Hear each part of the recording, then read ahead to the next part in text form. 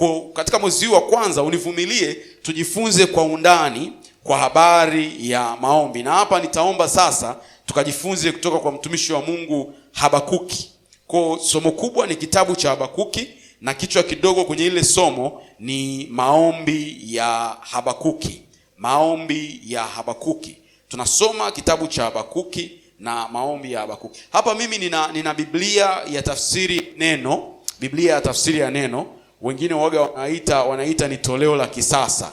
Na nimeona litanisaidia sana kukufundishia ili kuweza kukamata zile concepts mbalimbali katika lugha iliyo rahisi kabisa. Kwa hiyo ninaomba wakati nasoma kwenye hii Biblia, wewe utakuwa unanisaidia kusoma kwenye Biblia yako, na kwa namna hiyo tutatengeneza uelewa ulio mzuri. Namuomba Mungu kwamba akatusaidie kuweza kukielewa hichi kitabu. Kina sura 3 tu, lakini mambo yaliyo humu ndani ni ya msingi na ni makubwa sana. Sasa tujiombee alafu tuingie haraka kwenye kujifunza. Mfalme, tunasema asante kwa fursa ya kujifunza. Asante kwa neema ambayo unaiachilia sasa, ile neema ya kukusikia na kukuelewa kupitia neno lako.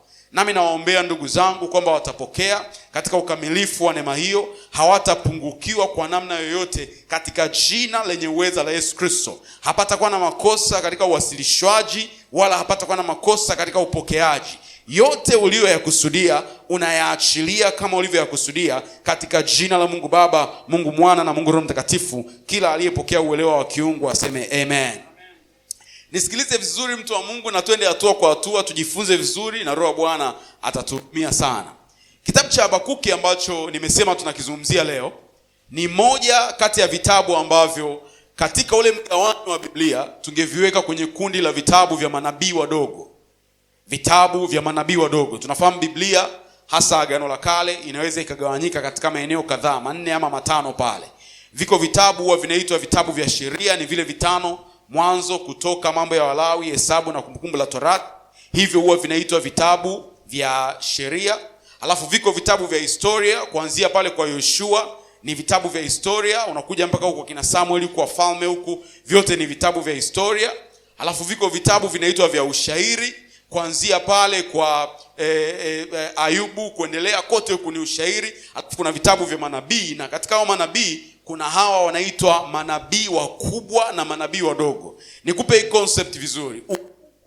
Ukubwa ama udogo wa nabii huwa haupo katika ukubwa ama udogo wa wito alioitiwa. Ukubwa ama udogo wa nabii huwa unapimwa kwa msingi wa volume ya vitabu alivyoviandika. Kwa ukisikia haya maneno nabii mkubwa na nabii mdogo, haimaanishi kwamba mwingine ndo ameitwa sana kuliko mwingine. Hapana. Kinachopimwa pale ni volume ya vitabu walivyoviandika. Kwa hiyo manabii wadogo ni wale ambao wameandika vitabu vyenye sura chache, tofauti na wale ambao wanaitwa manabii wakubwa. Kwa katika manabii wadogo, Habakuki ni mmoja wapo. Habakuki ni mmoja wapo. Na kuwekea tangulizi mzuri ili uweze kunielewa kwa kina sasa. Lakini mbali na hivyo, huduma ya manabii wadogo katika taifa la Israel inaweza kugawanywa na kuwekwa katika maeneo makubwa matatu. Nitakutajia haraka haraka hapa, unifuatishe. Huduma ya manabii wadogo katika taifa la Israel inaweza kugawanywa na kuwekwa katika maeneo makubwa matatu yaliyo muhimu sana. Maeneo makubwa matatu. Kwanza, palikuwa pana wale manabii ambao walihudumia taifa la Israel ule upande wa kaskazini. Andika, nitakuelezea vizuri. Walihudumia taifa la Israel ule upande wa kaskazini. Halafu wapo ambao walihudumia taifa la Israel ule upande wa kusini. Ni kuelezea uhalisia wa hizi pande sasa. Kuna wakati katika taifa la Israel palitokea msuko au mgawanyiko wa taifa la Israel lenye kabila 12. Hizi kabila zikagawanyika katika vipande vikubwa viwili kwa sababu ya kosa la mfalme. Na yule mfalme bila shaka alikuwa ni Suleiman. Vikagawanyika, ufalme ukagawanyika katika vipande viwili. Na palikuwa pa kipande cha kwanza kilichokuwa na kabila 10, kilikuwa kinaitwa kipande cha Israeli ya kaskazini. Israeli ya kaskazini, ambao baada ya mgawanyiko kutokea, wao walienda kufanya makazi mahali panaitwa Samaria. Halafu pakapa na upande mwingine wenye kabila 2 tu zilizobaki, zinaitwa unaitwa upande wa Yuda, na kabila zilizobaki ni Yuda na Benjamin. Hawa wenyewe makao yao makuu yalikuwa ni pale Yerusalemu. Kwa tunapozungumzia Israeli ya kaskazini na kusini, ni matokeo ya huo mgawanyiko wa huo ufalme. Ufalme uligawanyika na watu wakagawanyika katika namna hiyo ambayo nimekuonesha. Yule mfalme ambaye alianza kutawala Israeli ya kaskazini akaanza kuwa na hofu, kwa sababu hekalu lipo kule Yerusalemu upande wa kusini, mahali ambapo wao hawataki kuchangamana na watu wa Yuda na Benjamin kule kusini. Akapata mashaka, akawaambia watu wake kwamba hamna haja ya kupanda kwenda kuabudu kule, mimi nawajengea miungu huku Samaria, mtakuwa mkiabudu ile miungu huku. Kwa hiyo akatengeneza miungu ya uongo kule Samaria ili kuwazuia wana wa Israeli kwenda kuabudu kule hekaluni.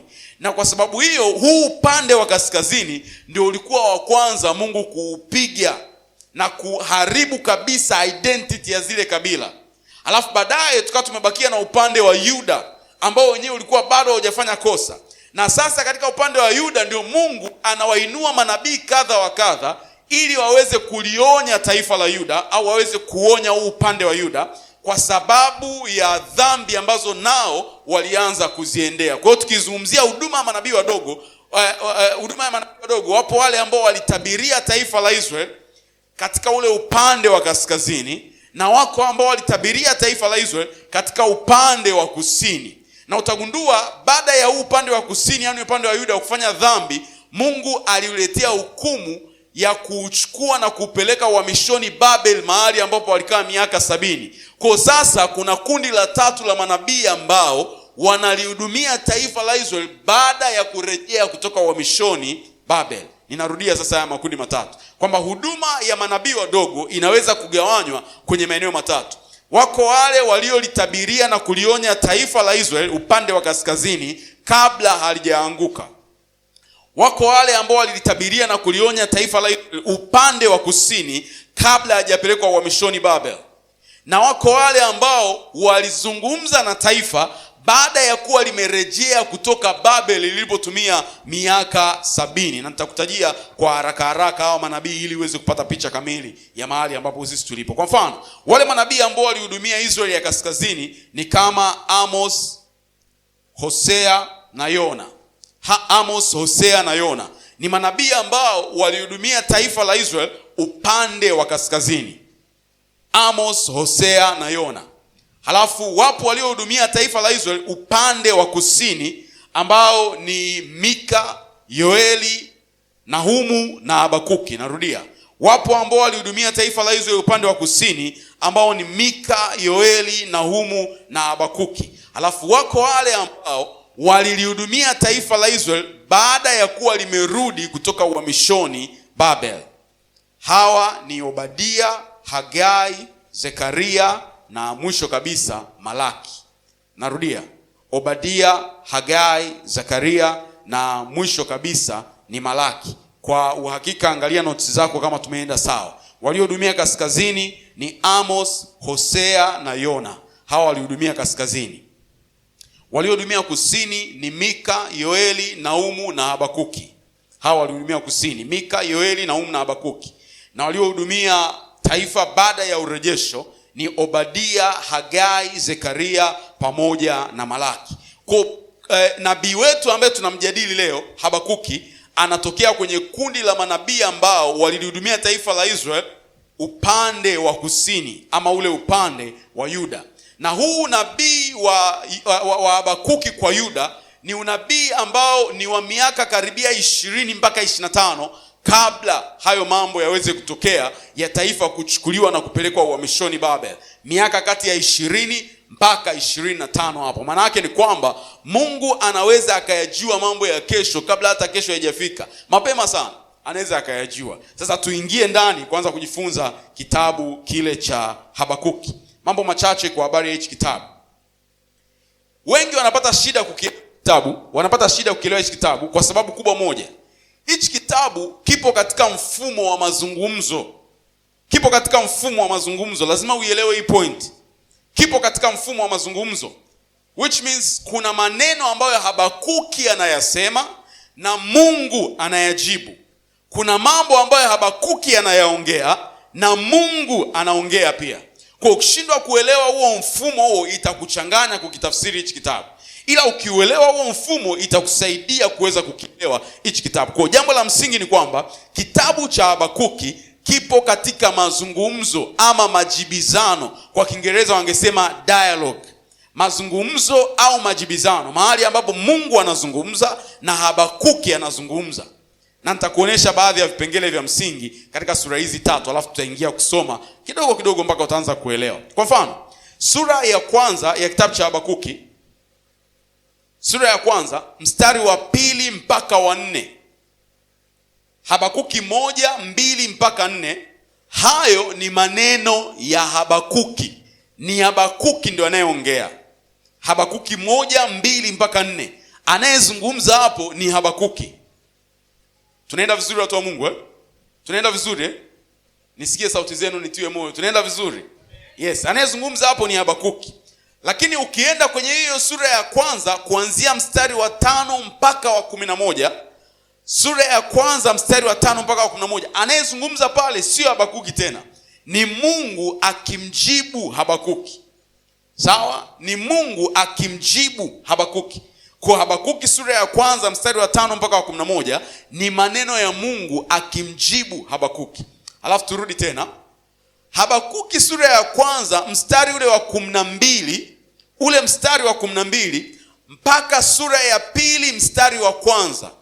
Habakuki sura ya kwanza mstari wa 12 mpaka sura ya 2 mstari wa kwanza. Hayo ni maneno ya Habakuki. Habakuki sura ya kwanza mstari wa 12 mpaka sura ya 2 mstari wa kwanza. Hayo ni maneno ya Habakuki. Alafu unarudi tena utaona Habakuki sura ya 2 mstari wa 2 mpaka wa 20 ni maneno ya Mungu. Narudia, Habakuki sura ya 2 mstari wa 2 mpaka mstari wa 20, hayo sio maneno ya Habakuki tena, ni maneno ya Mungu. Alafu mwisho kabisa Habakuki sura ya 3 ni maneno ya Habakuki. Sura nzima ni maneno ya Habakuki. Wangapi tumeuelewa huo mgawanyiko? Onyesha mkono wako. Leo tunaenda kama darasa vizuri kabisa, ili tunapofika mahali pa kilele kila mmoja awe ameelewa vizuri. Sasa nikupeleke kwenye kitabu cha Habakuki. Kitabu cha Habakuki, kabla tusome sura ya kwanza na mstari wa kwanza mpaka wa 4, kitabu cha Habakuki katika maneno haya ambayo Habakuki anayazungumza, ana present mbele za Mungu, analeta mbele za Mungu maombi yake ambayo ndani yake yamejaa malalamiko. Kwa tunapojifunza kwa habari ya maombi ya Habakuki, picha ya kwanza tunayopaswa kuanza kuwa nayo ni kwamba maombi ya Habakuki katika sura hii ya kwanza ni maombi ya kulalamika. Yako mambo ya msingi ambayo Habakuki alikuwa akimlalamikia Mungu, na tunaona kutoka kwenye majibu ya Mungu kuna namna sisi tunaweza kujifunza namna ya kumsogelea na kumwomba Mungu, au namna ya kumsogelea Mungu kwa njia ya maombi. Nataka ifahamike kwamba kitabu cha Habakuki sura ya kwanza hapa inaanza kuonesha malalamiko ya Habakuki mbele za Mungu. Malalamiko ya Habakuki mbele za Mungu. Kwa utaona utangulizi wa kitabu ni ile sura ya kwanza mstari wa kwanza pale. Nasoma kwenye tafsiri tofauti na kwako kidogo, ile wewe nifuatishe pale. Anasema neno alilopokea nabii Habakuki. Kwako nadhani atatumia neno ufunuo aliyopokea nabii Habakuki. Haina tatizo kabisa. Mimi natumia toleo la neno. Biblia inaitwa neno. Hii itaturahisishia kuelewa concept nyingi. Angalia sasa mstari wa 2 mpaka mstari wa 4. Uone Habakuki anapoanza kumwomba Mungu, namna anavyoanza kupeleka malalamiko yake mbele za Mungu. Anasema hivi: Bwana, hata lini nitakuomba msaada lakini wewe husikilizi? Au kukulilia udhalimu lakini hutaki kuokoa? Kwa nini unanifanya nitazame dhuluma? Kwa nini unavumilia makosa? Uharibifu na udhalimu viko mbele yangu.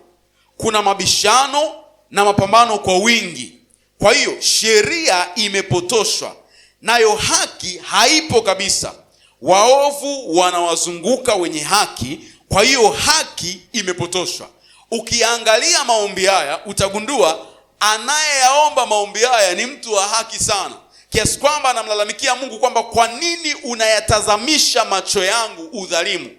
Kwa nini unatazamisha macho yangu uovu? kwa nini unaniruhusu niishi katikati ya jamii iliyoharibika namna hii?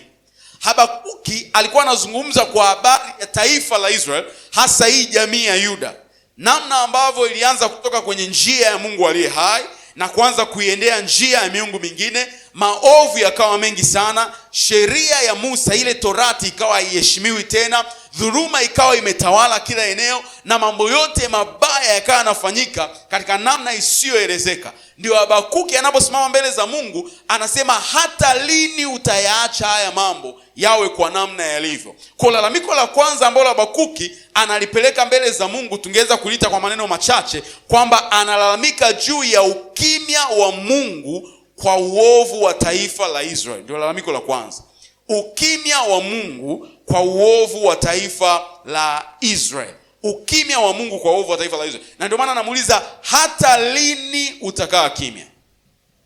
Na utagundua kwamba unapojitathmini wewe katika maandiko, utajiona na wewe umo ndani.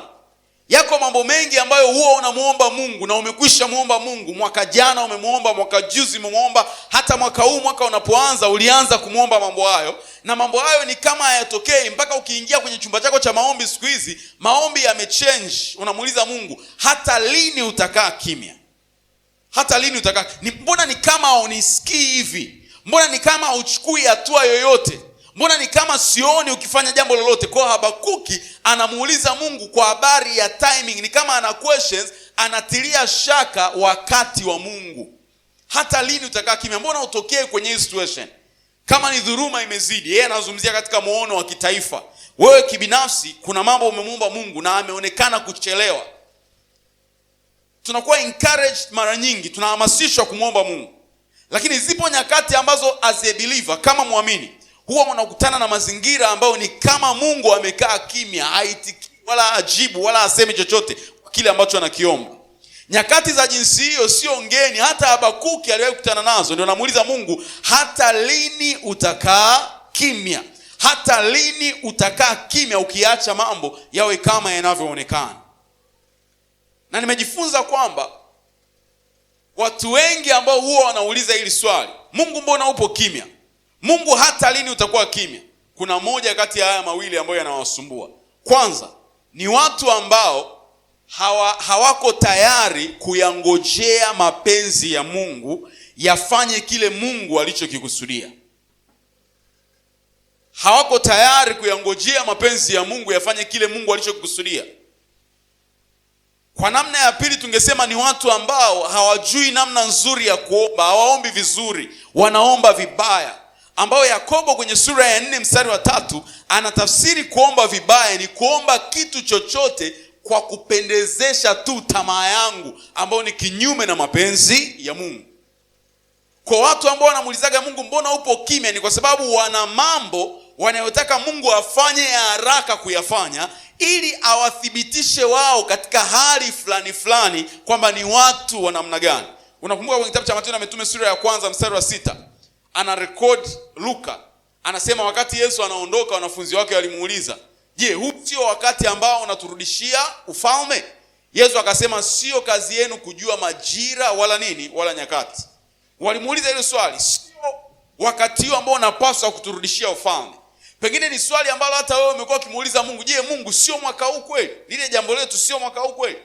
Na hao jamaa walimuuliza Yesu lile swali kwa sababu walikuwa na shauku za kisiasa, kwamba watakaporudishiwa ufalme kama taifa lililo huru kisiasa, waanze kuexercise power juu ya mataifa mengine, hasa kulipiza kisasi kwa wale mataifa ambayo yamekuwa kiwatawala kwa muda mrefu. Kwa Habakuki anauliza Mungu, hata lini utakaa kimya? Malalamiko ya kwanza ya Habakuki ni kwa habari ya ukimya wa Mungu. Kwa habari ya ukimya wa Mungu.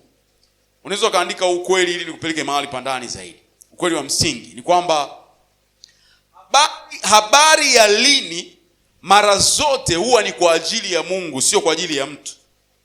Habari ya lini jambo fulani litakuwa, habari ya lini jambo fulani litatokea, mara zote huwaga sio kwa ajili ya mtu.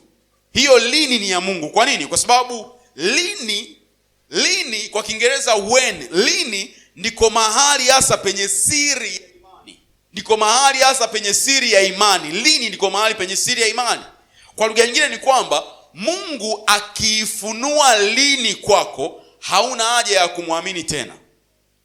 Kama atakufunulia lini, maana yake hauna haja ya kumwamini tena, kwa sababu tayari umeshajua kitu fulani kinatokea siku fulani, kwa hauna haja ya kumwamini tena, tayari umeshakiona. Kwa mara zote lini huwa inabaki kwa Mungu, wakati sisi tunabaki na maono, sisi tunabaki na msukumo, sisi tunabaki na chochote ambacho tunakihitaji kwamba Mungu akifanye, ila kwa habari ya lini atakifanya huwa inakuwa ni siri ya Mungu, kwa sababu hiyo ndio siri ya imani, ndio siri ya imani. Mungu na atusaidie sana watu wa Mungu. Sasa angalia majibu ya Mungu anayomjibu Habakuki kwenye hiyo sura ya kwanza mstari wa 5 mpaka mstari wa 11. Angalia sasa majibu ya Mungu. Mungu anamjibu hivi, anasema hivi: yatazame mataifa, uangalie na ushangae kabisa, kwa sababu katika siku zako nitafanya kitu ambacho hungeamini hata kama ungeambiwa. Nitawainua Wakaldayo. Wakaldayo ni taifa la Babel. Wababel kwa jina lingine wanaitwa Wakaldayo. Kwa anaposema nitawainua Wakaldayo, maana yake anawazungumzia watu wa taifa la Babel. Nitawainua Wakaldayo, watu hao wakatili na wenye haraka.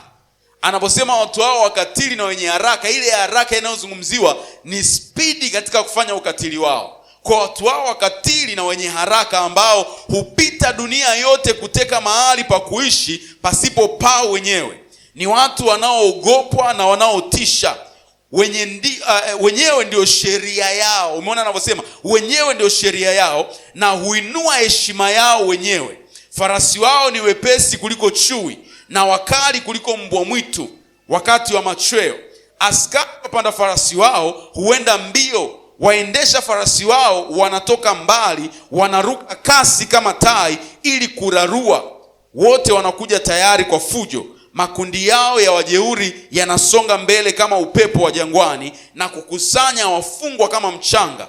Wanawabeza wafalme na kuwadhihaki watawala. Wanaicheka miji yote iliyozungushiwa maboma. Wanafanya malundo ya udongo na kuiteka hiyo miji. Mstari wa mwisho kabisa: kisha wanapita kasi kama upepo na kusonga mbele, watu wenye hatia ambao nguvu zao ndio Mungu wao. Kwa Habakuki ameomba, Mungu umekaa kimya, taifa linaharibika. Wewe umekaa kimya, hufanyi kitu chochote. Mungu anapotokea kwenye majibu, anajibu sio kile ambacho Habakuki amekiomba. Pengine Habakuki alikusudia Mungu aliangamize taifa kwa namna fulani ambayo yeye alitaka. Lakini Mungu anapotokea katika situation, anamwambia Habakuki mpango alionao kwa habari ya taifa la Israeli na uasi wao. Na Mungu mpango anaousema, anasema nitalichukua taifa la Babel lije juu ya taifa la Yuda na kuliadhibu taifa la Yuda. Kwa taifa la Babel litakuwa kama chombo changu cha hukumu mbele ya Yuda. Na ndio maana utagundua kwamba kwa sababu Yuda hawakubadilisha njia yao, ndio walichukuliwa kupelekwa uhamishoni Babel. Ni mambo ambayo Mungu alianza kuongea na Habakuki miaka 20 mpaka 25 kabla hayajatokea. Kwa muda wa miaka 20 mpaka 25 kabla mambo hayajatokea, Habakuki anamuuliza Mungu, taifa linaharibika na wewe umekaa kimya. Mungu anamfunulia Habakuki nini atakifanya miaka 25 mbele, kwamba nitalichukua taifa la Babel liwe chombo changu cha hukumu juu ya taifa lako, liwe chombo changu cha hukumu. Sasa utaona uelekeo wa maombi ya Habakuki unabadilika kidogo tena. Nitakufundisha tu vizuri kwa habari ya maombi ya Habakuki. Uelekeo wake unabadilika kidogo.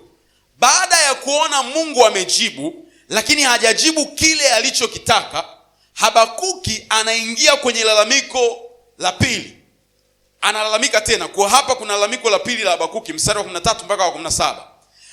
Lalamiko hili la Habakuki ni kutilia shaka njia za Mungu. Habakuki anamuuliza Mungu, inawezekanaje ulichukue taifa lililo ovu kuliko taifa letu na kulifanya liwe chombo chako cha hukumu juu ya taifa letu? Yaelewe vizuri ya maombi. Mwanzoni Habakuki alipoenda mbele za Mungu kuomba, alimuomba Mungu na kuilalamikia taifa la Israel kana kwamba ndio taifa ovu kuliko mataifa mengine yote. Si ndivyo watu wa Mungu alilalamika hivyo? Lakini Mungu alipomuonesha kwamba nitalichukua taifa lililo ovu mara 10 ya taifa la Israel ili lije lilichape taifa la Israel, Habakuki anarudi tena mbele za Mungu na kuanza kulalamika kwamba unawezaje kuchukua taifa lililo ovu kuja kuangamiza watu wako? Sasa taifa la Israel limeshabadilika, limekuwa watu wa Mungu. Umeona hicho kitu limekuwa watu wa Mungu. Na hapa nikufundisha kitu kidogo sana.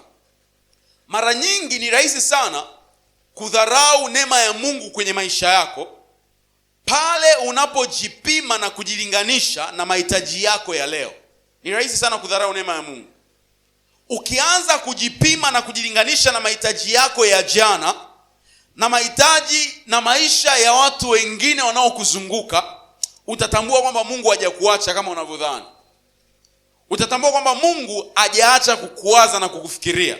Kwa Habakuki alipokaa na kuliangalia na kuanza kulikagua taifa lake pasipo kuangalia uovu wa mataifa mengine, aliona taifa lake halifai, ni baya, halina Mungu, limepotoka kiasi kikubwa. Halafu Mungu anamtizamisha picha nyingine, anasema unaona lishangaa taifa hilo, sasa nakuletea chuma hiki ambacho nitakitumia kuja kuliangamiza taifa lako. Anawaonesha au anamuonesha Habakuki habari ya taifa la Wababel, kwamba ni watu katili. Tumesoma mara kadhaa pale, anasema sheria zao ni wao wenyewe, yani wao wenyewe ndio sheria.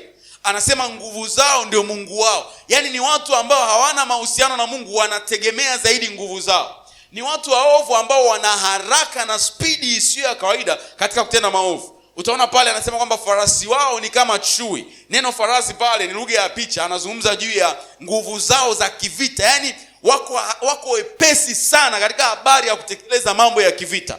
Ni wepesi sana.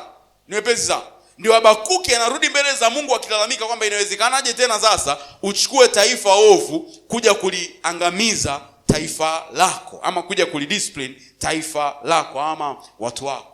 Sasa naomba nikupeleke mstari wa 13 mpaka wa 17. Ndipo mahali ambapo Habakuki anaanza kulalamika, lalamiko lake la pili. Ana question njia ya Mungu, anatilia shaka God's methodology, njia ya Mungu ama namna ya Mungu ambayo anashughulika na dhambi ya watu wa Israeli. Angalia mstari wa 13 pale mpaka mstari wa 17. Ona Habakuki anavyoanza kulalamika. Anasema hivi: macho yako ni safi. Tuanze mstari wa 12. Bwana, je, wewe sio wa tangu milele, Mungu wangu uliye mtakatifu wangu? Hatutakufa.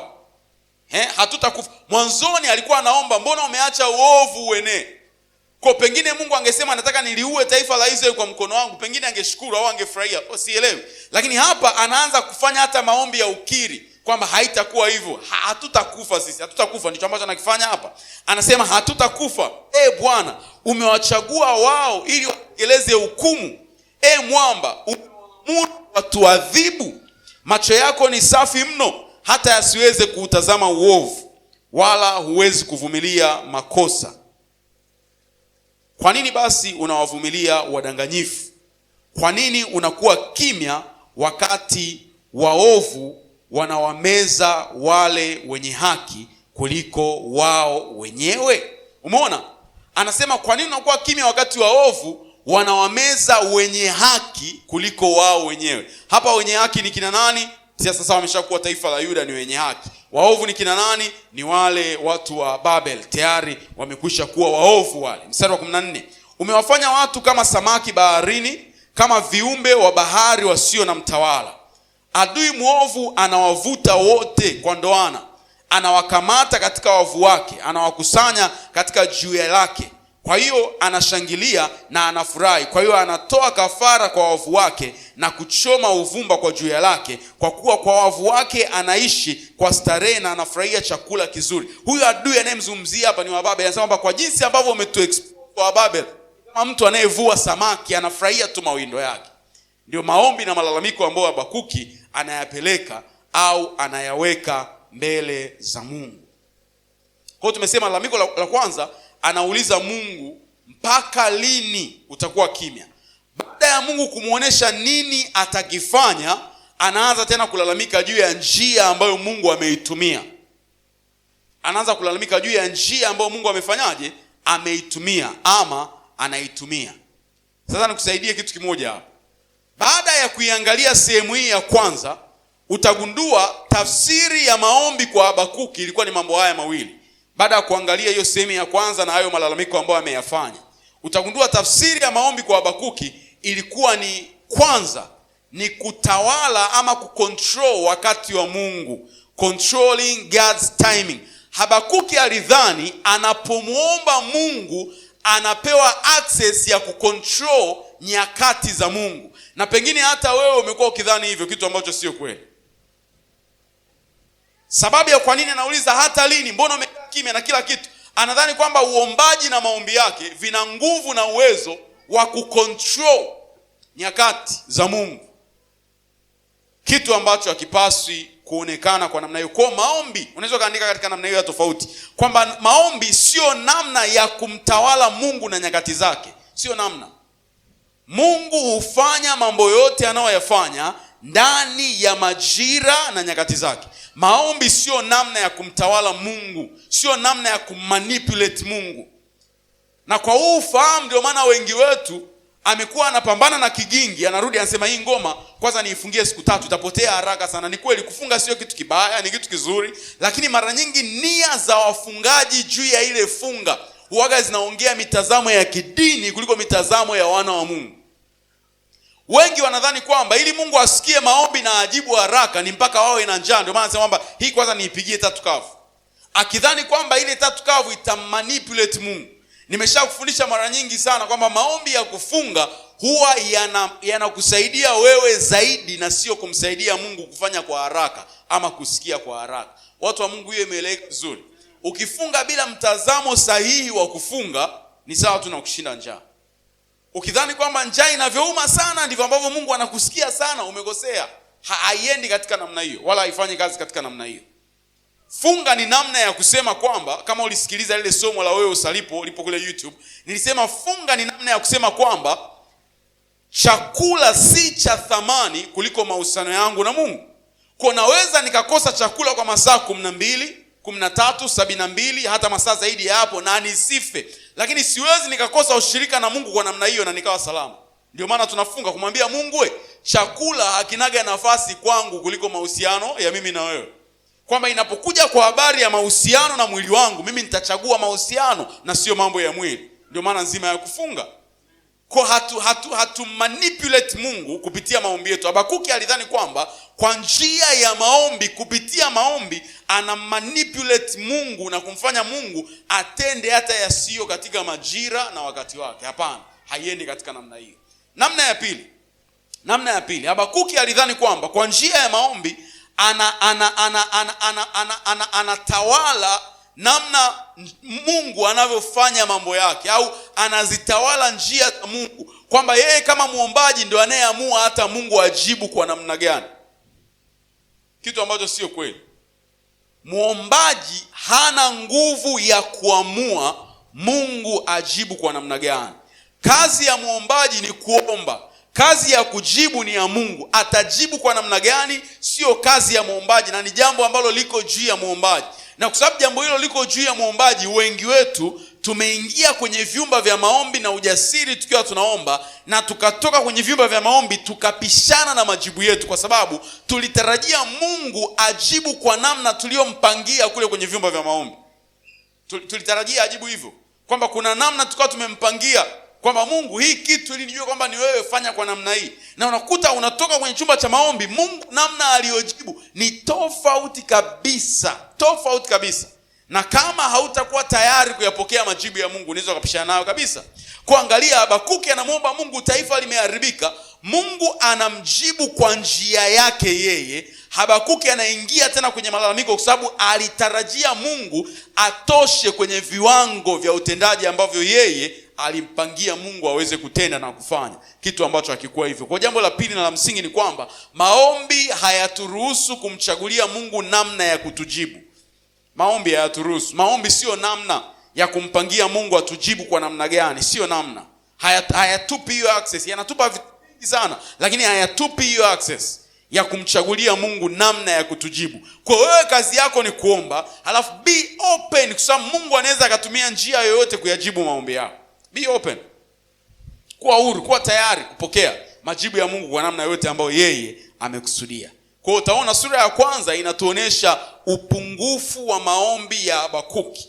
Upungufu ambao wengi huwa tunafanyaje? Tunau-experience kwenye hata maisha yetu ya maombi. Hiyo sura ya kwanza imeshalala, hiyo imekatika. Twende sura ya pili ya Habakuki. Haraka, twende sura ya pili ya Habakuki. Tuipige ile sura ya pili ni kuonesha mambo ya msingi pale. katika sura ya pili ya Habakuki mstari wa kwanza. Sura ya pili ya Habakuki mstari wa kwanza. Hapo sasa nitasoma kwenye tafsiri hii pia ya neno. Anasema, mimi nitasimama katika zamu yangu na kujiweka mwenyewe juu ya maboma.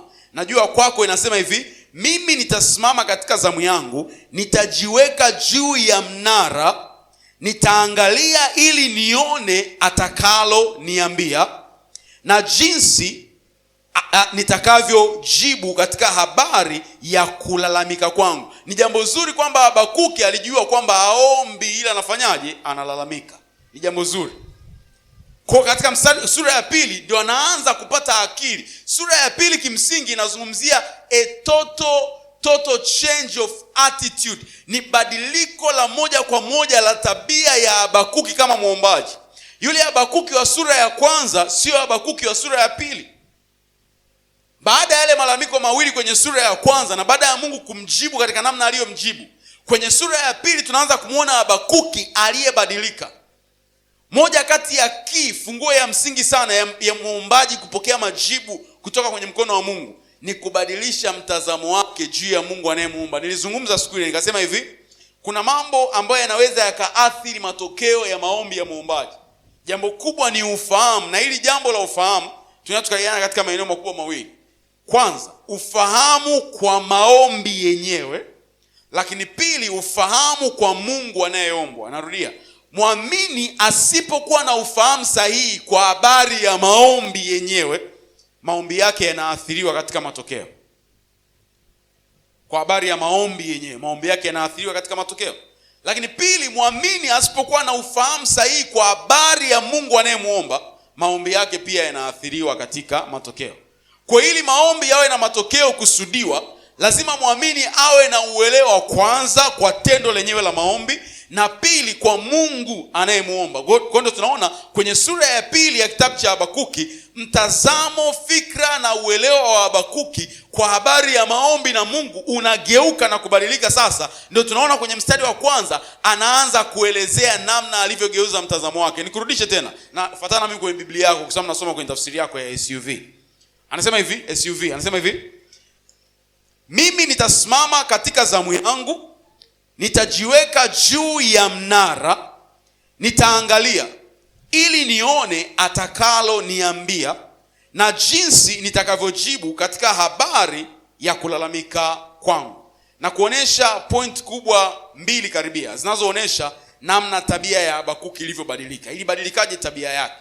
Kwanza, kutoka kwenye kudhani kwamba Mungu yupo kimya, kutoka huko kwenye kudhani kwamba Mungu hajali kwa habari ya taifa, sasa anaelewa kwamba Mungu mara zote anao mpango, na mpango wa Mungu si lazima uendane na mipango yetu. Hili ni jambo la kwanza ambalo kama muombaji unatakiwa ujifunze kwenye akili yako.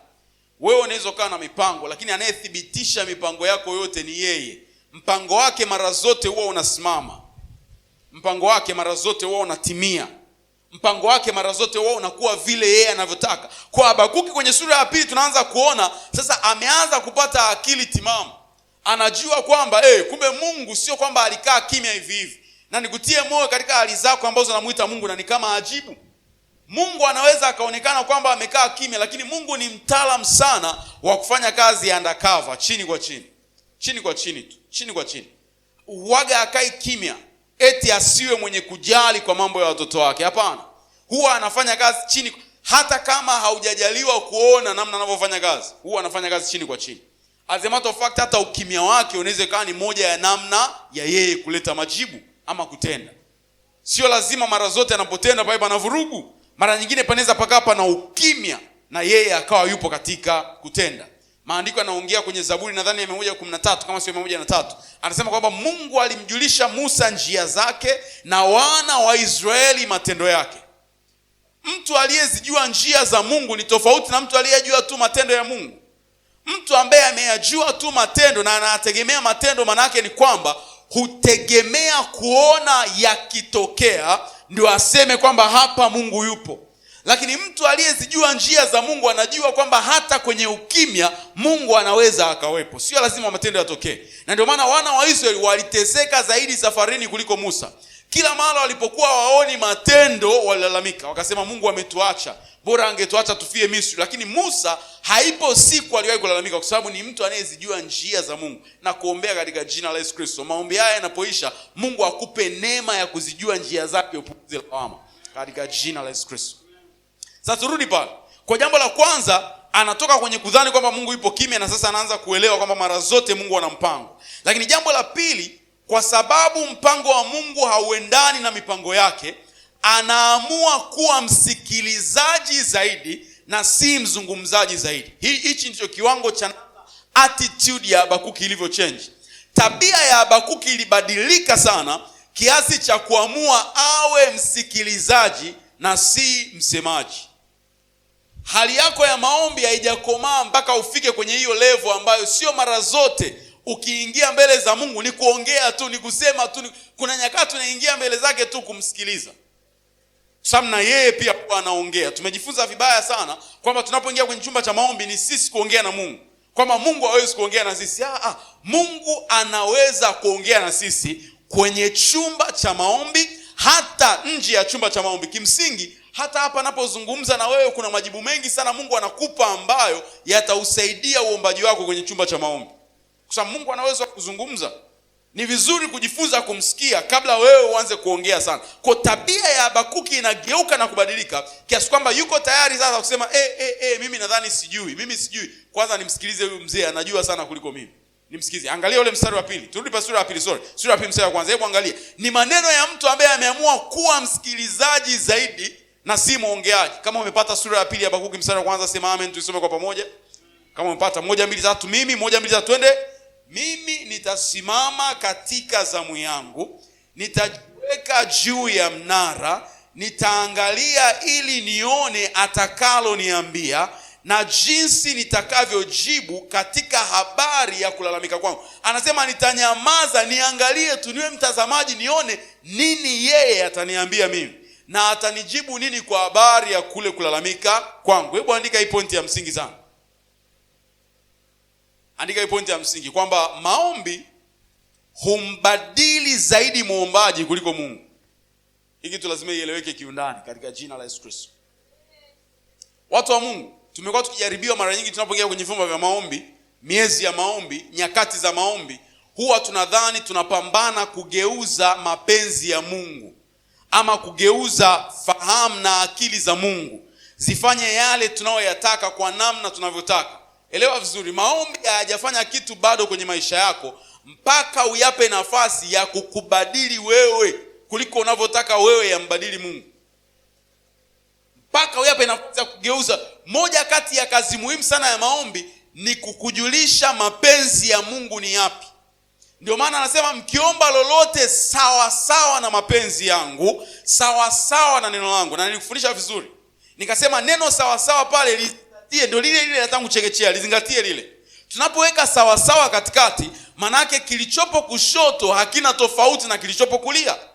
Kwa anaposema tukiomba sawa sawa na neno lake au sawa sawa na mapenzi yake, tafsiri yake ni nini? Ni kwamba maombi yangu yanapaswa kuwa sawa sawa na neno lake, na neno lake ni sawa sawa na maombi yangu. Tafsiri nyingine ni kwamba maombi ya muamini ni neno la Mungu.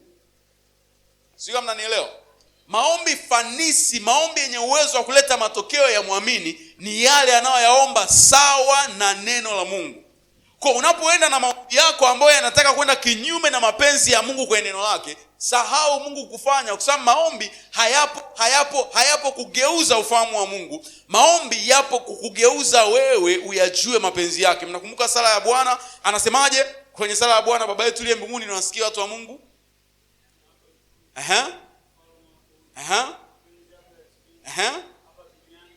Mapenzi yako yatimizwe hapa duniani kama huko mbinguni. Maombi na sala yoyote ya muamini ni kwa habari ya kuyafungulia mapenzi ya Mungu hapa duniani. Unaomba vibaya kwa sababu haujui mapenzi ya Mungu kwenye hiyo hali unayopitia ni yapi. Ukitafuta kujua mapenzi ya Mungu kwenye hali unayopitia ni yapi, utajua nini cha kuomba. Na unayajuaje mapenzi ya Mungu? Ni kusoma maandiko, kuangalia watu waliowahi kupita kwenye hali kama yako walimuombaje Mungu. Walimuombaje Mungu? Lazima ujifunze hiyo kitu. Tatizo lako wewe na mimi, hatupo tayari kuwa tayari kumsikia kwanza yeye akiongea zaidi kupitia neno lake. Sisi tunataka ndio tuongee sana kwenye maombi kuliko kumsikia. Kimsingi maombi yangu yanapaswa kuwa matokeo ya vile nilivyomuelewa Mungu kwenye neno lake. Yakienda kinyume na hapo, hayazai matokeo. Kwa Habakuki anatufundisha kwamba maombi ya muombaji huwa yambadili Mungu, ila yamekusudiwa kumbadili zaidi muombaji aendane na mapenzi ya Mungu. Hiyo kitu lazima uielewe. Inaweza ikaonekana kama ina disappoint fulani, kwa sababu wengi tumedhani kwamba mara zote mapenzi ya Mungu yapo kinyume na matarajio yetu. Hiyo ndio kitu ambacho inatufanya wengi tusiombe mapenzi yake yatimizwe. Vipi kama hatanipa leo? Vipi kama atachelewa? Vipi kama atanipa kwa namna nisiyotaka? Yeye ni Mungu, anajua kilicho bora kwako zaidi ya vile ambavyo wewe unajua. Anajua kilicho bora. Wengi tunaogopa kusema Mungu mapenzi yako yatimizwe kwa sababu hatujazikomaza imani zetu kwenye mapenzi ya Mungu na kuamini kwamba Mungu hutuwazia mara zote mawazo yaliyo mema.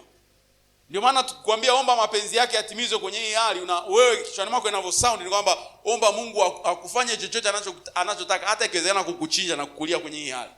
Ndivyo inavyo sound kichwani mwako. Tukisema omba mapenzi yake yatimizwe, unajua hapa ni kwamba anamwambia Mungu niue, yani fanya unachotaka. Kama nikuniua niue tu, mimi nishachoka. Sio hivyo. Anasema nawawazia, najua mawazo ninayowazia, sivyo? Ni mawazo yaliyo mema, kuwapa amani na tumaini siku zenu za mbeleni, katika jina la Yesu Kristo. Sasa naomba ile sura ya 2 mstari wa kwanza haraka haraka. Sura ya 2 mstari wa kwanza, yale maneno anaosema, turudi pale kidogo nikuonyeshe maneno ambayo tutachambua. Kwanza, mimi nitasimama katika zamu, nitalizungumzia neno zamu pale, nitalizungumzia neno zamu. Nitajiweka juu ya mnara, nitazungumzia neno mnara. Nitaangalia ili nione atakaloniambia, nitazungumzia neno nitaangalia na vile ambavyo anamalizia pale na nitakavyo mjibu. Lakini kwa sababu tunachambua mdogo mdogo utaelewa wapi tunaelekea. Kwanza, tuangalie kwa habari ya neno zamu. Habakuki anaposema mimi nitasimama katika zamu yangu, inaelezea a total change of mindset, kugeuzwa kwa akili yake kiujumla. Sasa kama nilivyokuambia, ameelewa anapaswa kuwa msikilizaji zaidi na sio mzungumzaji, sio msemaji. Kwa ndo anaanza kusema hivi, nitasimama katika zamu yangu. Kihistoria neno zamu pale maana yake ni muda na eneo maalum la mlinzi wa Kiisraeli kufanya doria. Zamu maana yake ni wakati wa doria. Kwa lugha ya rahisi kabisa, wakati wa doria. Wakati wa doria. Kwa anaposema nitasimama kwenye zamu yangu, maana yake nitakaa kwenye posti yangu, mahali pangu nilipopangiwa kama mlinzi. Kwa Habakuki katika kusubiri kwake na kumwacha Mungu azungumze na yeye asikilize, anajivika wajibu wa mlinzi. Utanielewa vizuri tu, anajivika wajibu wa mlinzi. Anasema nitasimama katika zamu yangu kama mlinzi aliyepangiwa doria mahali fulani. Na kwa kawaida mlinzi hakuwa anatakiwa kulala. Mpaka leo tunafahamu walinzi huwa walali. Walinzi huwa wana focus masaa yote. Wamefocus, wako tu hapo makini. Na kwenye nyakati za Biblia walinzi walikuwa wanalinda maeneo mbalimbali kama miji. Walinzi walikuwa wanalinda miji. Walinzi walikuwa wanalinda milango ya kuingia kwenye hiyo miji. Walinzi pia walikuwa wanalinda njia ambazo adui wangeweza kuzitumia kushambulia ama kuvamia miji yao. Kwa Habakuki anaposema mimi nitasimama katika zamu yangu, maana yake anasema mimi hapa ni bora ni assume na nichukue wajibu wa mlinzi. Wajibu wa mlinzi. Angalia jambo la pili, mnara. Anasema nitajiweka juu ya mnara. Nitakuelezea concept zote kwa namna moja utanielewa. Nitajiweka juu ya mnara. Nitajiweka juu ya mnara. Sasa utagundua walinzi hao wanapolinda miji na maeneo mbalimbali walikuwa wanakaa eneo la juu. Kulikuwa kuna minara inajengwa. Minara fulani mirefu hivi inajengwa. Ndio hao walinzi sasa walikuwa wanakaa juu kabisa kule. Wale ambao tunaangalia movie za kivita tunaona kuna eneo ngome fulani inalindwa, alafu kuna mnara fulani umejengwa, kuna watu wanapita pita kule juu. Ndivyo walinzi tangu enzi za Biblia walivyokuwa wanakaa. Wanakaa kule juu ya mnara ili kuwawezesha kuwa na view sahihi, kuweza kuona yote yanayoendelea pale chini kwa wakati mmoja. Ndio lilikuwa lengo. kuweza kuona. Kwa lengo la kukaa juu ya mnara ni ili aweze kupata clear observation, aweze kuwa mtazamaji zaidi. Kile unachokitazama na tafsiri ya kile unachokitazama inaamliwa na mahali uliposimama wakati wa kukiangalia hicho unachokitazama. Umenielewa vizuri hapo? Tunaelewa vizuri watu wa Mungu? Clarification ya picha unayoitazama inaamliwa na wapi uliposimama. Ukiwa unatazama mlima wa Kilimanjaro face to face, hauwezi kuona kwamba mbele yake kuna possibility ya kuwa na njia.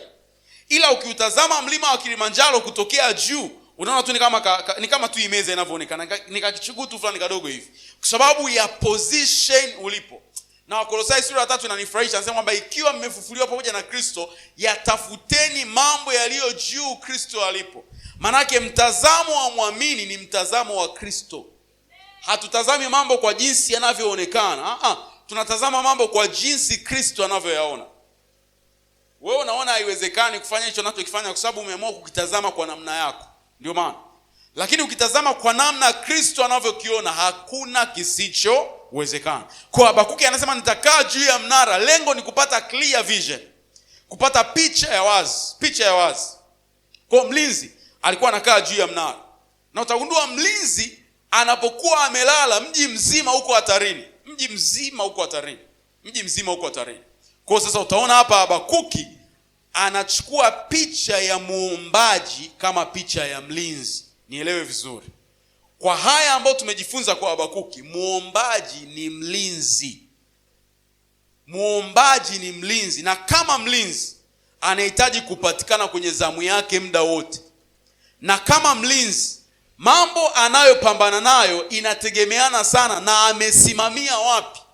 Hauwezi ukalinda lingome lote lile ukiwa umekaa mahali ambapo hapakuwezeshi kuwa na clear picture. Kwa lazima ukae juu ya mnara. Na ndio maana sisi hata sura ya 2 ya Waefeso mstari wa 6 inasema tumefufuliwa na tumeketishwa mahali pa juu pamoja na Kristo. Lengo ni nini? Ni ili tuwe na clear picture. Kama walinzi tuweze kuona vizuri mambo yanayoendelea. Tuwe na mtazamo wa Kristo. Wakati ulimwengu unasema hili haliwezekanagi, sisi hapa tuna kauli ya Kristo kwa hayo mambo. Namna ya kudhihirisha mapenzi ya Mungu duniani ni kujua Kristo anawaza nini kwa habari ya hilo jambo unalopambana nao. Anawaza nini? Kwa kama waombaji tunachukua wajibu wa mlinzi. Na utagundua hamna mtu mwenye imani kama mlinzi. Yaani imagine mlinzi anatoka nyumbani kwenda kumsubiri mwizi aibe. Kwa siku ya kwanza anaenda, kaka mwizi atokei, anarudi nyumbani. Kesho tena anaaga, mke wangu naenda kumsubiri mwizi. Eti. Anaenda tena kazini. Kazi yake ni kusubiri tu mwizi atokee aone atakavyopambana naye. Kwa anasimama pale. Yeye anachoamini ni kwamba ipo tu siku mwizi atatokea. Ndicho anachoamini. Kwa muda wote yuko pale anasubiri. Ana imani isiyo ya kawaida. Isaya sura ya 62 mstari wa 6 haraka. Isaya 62:6 namalizia hapo. Isaya 62:6. Haraka Isaya 62:6. Anasema hivi. Isaya 62:6. Aliyepata Isaya 62? Nataka kabla ya kusoma mstari wa 6 tuanze mstari wa kwanza. Mara moja tu wa kwanza papa afu tukimbie wa 6. Frederick nisaidie haraka mstari wa kwanza afu tukimbie wa 6. Isaya sura ya 62 mstari wa kwanza. Neno la Mungu linasema, kwa ajili ya Sayuni sitanyamaza. Na kwa ajili ya Yerusalemu sitatulia. Tuendelee, malizia hapo. Hata haki yake itakapotokea kama mwangaza. Twende mstari wa 6. Mstari wa 6. Nimeweka walinzi juu ya kuta zako. Tuishie hapo kwanza. Anasema nimeweka walinzi juu ya kuta zako, Yerusalemu. Hawatanyamaza mchana wala usiku. Ninyi wenye kumkumbusha Bwana, msiwe na kimya wala msimwache akae kimya mpaka atakapofanya imara Yerusalemu na kufanya kuwa sifa duniani. Mlinzi katika Isaya analinganishwa na mwana maombi ambaye amewekwa kuhakikisha anauombea ustawi wa mji wa Yerusalemu. Anasema nyie kazi yenu ni kama mnaomkumbusha Bwana. Hatumkumbushi Bwana kwa sababu anasahau. Anapotuita sisi ni watu ambao tunamkumbusha Bwana, hilo jambo linaongea kinyume sana.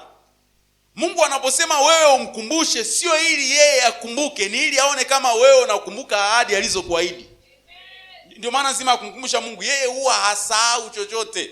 Kwa anapohitaji habari ya kupata mkumbushaji, maanake ni mtu ambaye ana uwezo wa kukumbuka alichokisema na kusimamia kile ambacho yeye alikisema na kumwambia Mungu, ulisema wewe, mbona hiyo ulisema wewe anaipata wapi? Ni kwenye neno. Na cha ajabu tunao waombaji sasa hivi ambao hawataki hata urafiki na neno. Mimi ni maombi tu, masuala ya neno ni mtu mwingine. Wewe hawezi. Sasa unaomba nini? Wewe unaomba nini kama sio kupayuka? Unaomba nini? Nilisema maombi yoyote yasiyo na msingi kwenye neno ni kupayuka. Ndio maana ile maana ya kupayuka, kuongea maneno yasiyo na maana. Chochote ambacho nakiomba nje na neno la Mungu ni neno lisilo na maana. Na Mungu atusaidie katika jina la Yesu Kristo.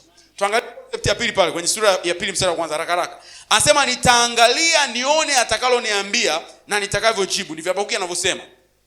Nitasimama katika zamu yangu kwenye mnara, nitaangalia nione atakalonijibu na nitakavyosema. Anaposema nitaangalia, maana yake mimi nitakuwa mtazamaji zaidi, nitakuwa msikilizaji zaidi kuliko muongeaji. Mhubiri sura ya 5 inazungumza, wewe chunga mguu wako unapoingia mbele za Bwana, ni heri uingie kusikiliza zaidi kuliko kuongea upumbavu.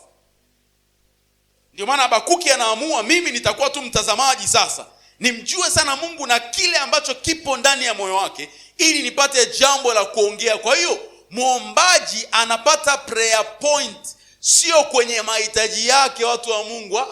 Anapata prayer point kwenye yale Mungu amesema kwa ajili yake. Kama Mungu hajasema kwa ajili yako, sio kwa ajili yako kukiomba. Kwa tafuta kujua Mungu amesema nini kwa ajili yako, anza kukiombea kile. Ndio neno lake lenyewe. Mungu atusaidie sana watu wa Mungu. Kwa anasema mimi nitaangalia nione atakaloniambia na nitakavyojibu. Nipe dakika chache nimalizie hapa. Kwenye tafsiri ya Kiingereza New King James anasema hivi, anaongea kitu kizuri zaidi. New King James anasema hivi, and what I will answer when I am reproved. Anasema nitaangalia nione atakaloniambia na nitakavyojibu. Kwenye tafsiri ya Kiingereza anasema and what I will answer when I am reproved. Neno kureprove manake ni kucorrect na kueleza kitu kizuri. Anasema mimi nitakaa mahali pangu, nitazame sana Mungu atakachoniambia na nitakachojibu. Manake nitazame sana kile atakachoniambia kimebeba sahihisho kwa ajili yangu. Kwa nitakuwa tayari kuwa corrected na yeye kwa habari ya tabia yangu ya maombi au kwa habari ya uombaji wangu.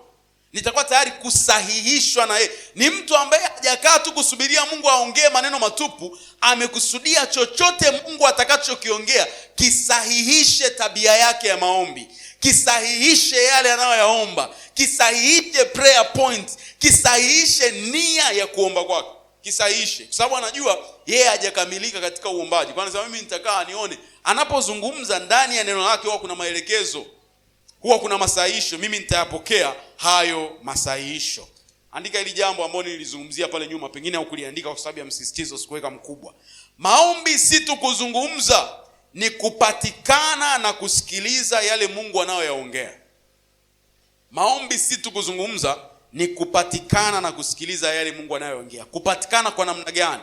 Kupatikana kwenye ulimwengu wa kiroho, Mungu anapohitaji mtu wa kusema naye upatikane, lakini pia kupatikana hata kwenye kazi yake. Watu wa Mungu, kazi ambayo Mungu ametuitia kuifanya kwenye familia ya kiroho ambayo ni kanisa, kazi ambayo Mungu ametuitia kuifanya kwa jamii inayotuzunguka, kazi ya kuhubiri Injili, kazi ya kufanya huduma isonge mbele, ina uhusiano wa karibu sana na maombi tunayoyaomba mbele za Mungu. Nilikufundisha siku fulani hapa nikasema hivi, mara zote Mungu anapoyajibu maombi huwa anaiitikia nia na maisha ya muombaji nje na madhabahu au nje na chumba chake cha kuomba. Mnakumbuka niliongea hiyo kitu? Mungu huyaitikia maisha yako ya nje ya madhabahu. Na ndio maana nimesema unapomwomba Mungu make sure upo tayari kupatikana.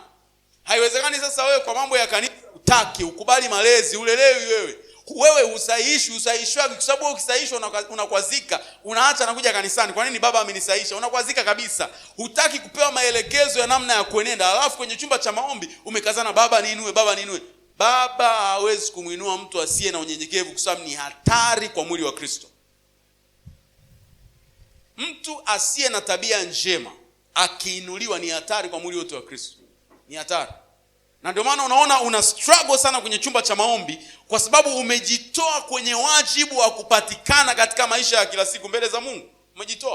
wewe hauhubiriki neno. Wewe una jamaa zako wengi hawajaokoka na hamna hata yote, hata kwa bahati mbaya sio tu kumhubiria, hata tu ulimkaribisha kanisani, hayupo. Na agizo la kuhubiri neno ni la kila muamini. Haupatikani kwenye habari ya kazi ya Mungu kwenye familia mahali pamoja kama kanisa la mahali pamoja. Haupatikani, ufanye chochote. Kwenye chumba cha maombi unapush, baba niinue, baba nisaidie, nipe nguvu. Akupe nguvu za kwenda kuzitumia wapi? Ni swali la msingi la kujiuliza. Sababu nguvu za Mungu pia zinatumika kwa mawanda. Kuna maeneo ambayo watu wa Mungu, niwaambieni kitu, Mungu yupo kila mahali lakini hadhihiriki kila mahali. Hadhihiriki kila mahali. Kwa hata nguvu zake zipo all over, lakini sio kila mahali waga zinadhihirika na kufanya kazi. Kwa kama hauna mahali ambapo umejitoa kuifanya kazi ya Mungu kweli kweli. Na maandiko yalizungumza vizuri sana kwenye sura ya 28 ya Mathayo. Anasema mtakapokuwa mkihubiri, niko pamoja nami nikilithibitisha neno langu kwa ishara, ajabu na miujiza. Wewe unawaambia gani siku hizi? Miujiza haionekani, ajabu hazionekani. Unahubiri lini? Wewe unahubiria watu lini? Kwa sababu Mungu alitoa ahadi kupitia Kristo atalithibitisha neno letu tunaohubiri tukiwa katika wajibu wa kuwahubiria wengine. Sasa hapa katikati yetu hapa, nani ambaye asipoponwa kichwa anarudi nyuma? Hamna hapa. Si eti hapa wote hapa tuna imani kubwa. Huyu alikuwa anaumwa jana, juzi na leo. Na yupo hapa. Hajalala. Lakini huko tunapoenda kuwahubiria watu ambao hawajaamini, miujiza ndio inatokeaga. Sisi miujiza waga inatokea katika namna ambayo watu wanakuja kunotice ni baadaye sana. Kwa wewe, nilipona kiajabu sijui.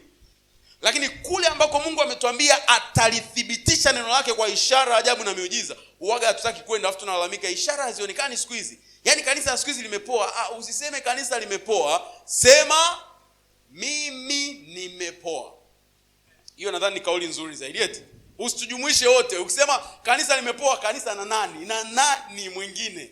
Usipende kampani za kijinga, mtu wa Mungu. Ni wewe ndio umepoa. Sisi tunazionaga ishara tunapofanyaga kazi ya Mungu huko mtaani. Tunazionaga ishara. Wewe kama uoni ni wewe. Kwa hiyo usiseme kanisa limepoa, sema mimi nimepoa. Sawa? Tumeelewa vizuri watu wa Mungu Haya, tumalizie point mbili za mwisho basi. Muombaji ana control. Andika jambo lingine la msingi. Jambo lingine la msingi. Tumezuia jambo la kwanza, maombi si tu kuzungumza, ni kupatikana kwa ajili ya kusikiliza. Na ni mpaka ufikie hiyo hatua ndio utajua au utaona nini Mungu anaweza kukifunua kwako. Kwa sababu baada ya Habakuki kufika kwenye hii point ndio Mungu anamfunulia ile njozi ambayo inaizungumzia kwenye mistari michache ambayo nitakugusia pale. Kabla ya Habakuki kupewa ile njozi, ilibidi kwanza awe na ufahamu wa kutulia, ufahamu wa kukaa kama mlinzi. Kwa nini wewe unaga maono? Kwa nini unaga ndoto zinazoeleweka? Kwa nini unaga mipango? Mpaka leo mwaka umeanza, ulinunua notebook mpya na hujaandika chochote zaidi ya tarehe 1 mwezi wa kwanza mwaka 2026 na nukta mbele. Kwa nini huna cha kuandika? Ni kwa sababu unaongea sana kuliko kusikiliza. Kwa hata uliposhika notebook uandike maono, umejikuta hauna maono yoyote. Unasema nitakariri kitu kwa kichwa. No, wenzako wanaandikaga. Tunaandika, tunajaza notebook. Wewe unasema haina haja ya kuandika, yapo tu kichwani na moyoni. Hauna cha kuandika kwa sababu haujajiweka kama mlinzi, uwe mtazamaji zaidi na sio mzungumzaji zaidi. Kwa ni mpaka Habakuki alipocultivate huo uelewa huo, ndio sasa Mungu anamfunulia ile njozi. Kwa kabla ya hiyo njozi, jambo la msingi nitaka nikwambie ni kwamba muombaji ana control kinachoendelea ulimwenguni na huwa amcontrol Mungu.